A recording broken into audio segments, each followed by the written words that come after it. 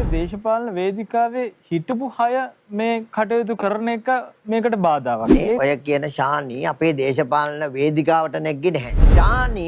ශානි දැඩි ලෙස අසාධාරණයට ලක් වෙච්ච කෙනෙක්. තමයි ශානිගේ ප්‍රොමෝෂන් එක උසාවියෙන් දුන්නේ. ශානිගේ ප්‍රොමෝෂන් එකක් උසාවියෙන් දෙනවද? ශානි වරදක් කරන්නේ. ශානිව දින 100 ගාණක් රඳව තබාගෙන ඉඳලා නිකන් එළියට දැම්ම මුකුත් නැහැ කියලා. මහජනතාවගේ චෝදනාවක් තියෙනවා. දැන් ඔබතුමාලා මේ ආණ්ඩු බලය අරගෙන මාස 18ක් ගිහිල්ලා දැන් ඔමාය කිව්වා වගේ ලයිස්තුවක් තියෙනවා. ඒ සිද්ධි වලින් ප්‍රමුඛ ස්ථානයේ දීලා තියෙන්නේ මේකට විතරයි වගේ දැනෙනවා. අනිත් ඒවා වේගවත් කරන්නේ නැද්ද?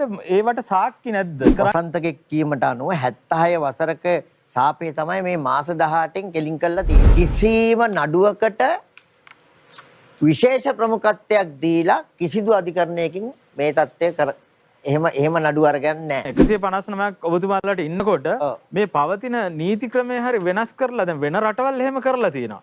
ඒ වගේ කරලා මේ ප්‍රශ්න තියෙන දේවල් ටික විසඳලා මේ වෛරීය දේශපාලනය කියන එකෙන් ඈත් වෙලා ඉස්සරහට යන්න බැරිද?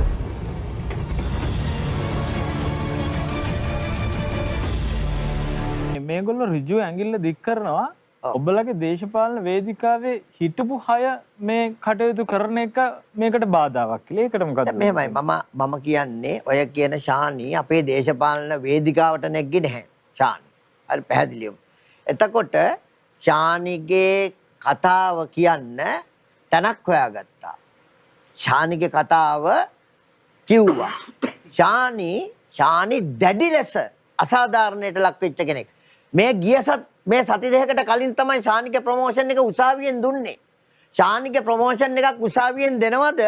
ශානි වරදක් කරා නම් අඩුම තරමින් මම අහන්නේ දැනුත් අහනවා විවෘතව පුළුවන් නම් උත්තර දෙන්න කවුරු හරි ශානිව දින 100 ගාණක් රඳව තබාගෙන ඉඳලා නිකන් එළියට දැම්ම මුකුත් නැහැ කියලා. මුකුත් චෝදනාවක් දැම්මේ නැහැ. එහෙමයි කරේ. එහෙම මේ ඇත්ත පරීක්ෂණ රවීලා කරන්න හදනකොට ඒ රවීලත් එක්ක තියච්ච වෛරය තමයි රාජ්‍ය පාලකයා ලෙස ආවට පස්සේ මේගොල්ලෝ ගත්තේ. හරි.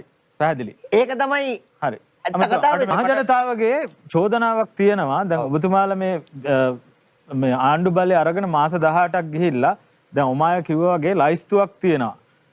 තාඩු ජීන් ඝාතනය මේ ඔය සම්පූර්ණ මහ බැංකුවට ප්‍රහාර එල්ල කිරීම, සිරසට ප්‍රහාර එල්ල කිරීම, ලසන්ත වික්‍රමතුංග ඝාතනය, තාජුඩීන්ගේ ඝාතනය සාක්ෂි නැති වෙලා තියෙනවා. එතකොට බැඳුම් කර සිද්ධිය. බැඳුම් ඒ සිද්ධි වලින් ප්‍රමුඛ ස්ථානයේ දීලා තියෙන්නේ මේකට විතරයි වගේ දැනෙනවා. අනිත් ඒවා වේගවත් කරන්නේ නැද්ද? ඒවට සාක්ෂි නැද්ද? කරන්න යන්නේ බැරිද? මම ඒකට හරි පැහැදිලි උත්තරයක් දෙන්නම්. 76 වසන්තගේ කීමට අනුව 76 වසරක සාපේ තමයි මේ මාස 18න් කෙලින් කරලා තියෙන්නේ.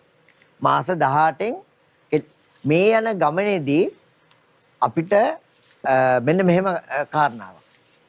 කිසිම නඩුවකට විශේෂ ප්‍රමුඛත්වයක් දීලා කිසිදු අධිකරණයකින් මේ தත්ත්වය එහෙම නඩු අරගන්නේ නැහැ. ඒක අසාධාරණයි. ඔව් ඒ කියන්නේ මේ යන ක්‍රියාවලිය ඇතුලේ තමයි ඒවා සිද්ධ කරගෙන යන්නේ. මේ යන ක්‍රියාවලිය. එතකොට ඒක ප්‍රමාණවත්ද? ඊට වඩා දැන් 159ක් ඔබතුමාලාට ඉන්නකොට මේ පවතින නීති ක්‍රමය හරි වෙනස් කරලා දැන් වෙන රටවල් එහෙම කරලා තියෙනවා.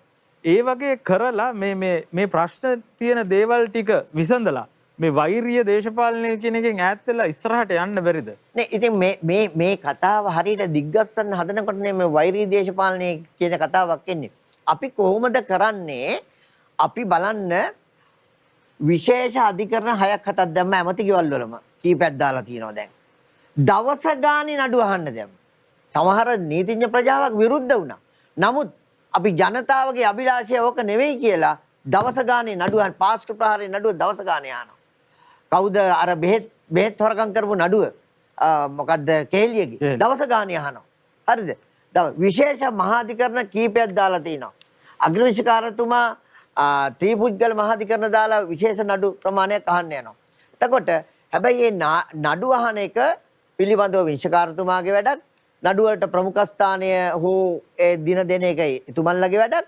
අපි කරන්නේ රජයක් විදිහට යටිතල පහසුකම් ටික හදලා පාර්ලිමේන්තුව ඊට උඩට අදාළ තියෙන්නේ පාර්ලිමේන්තුවට ඊට වඩා වගකීමක් තියෙනවනේ මේ ක්‍රියාවලිය වේගවත් කිරීමට. ඔව් ඉතින් බලන්නකො දවස ගානේ නඩුව ඇහුවද ඉතිහාසයේ කවදාවත් දවස ගානේ නඩුව අහන ඕනේ.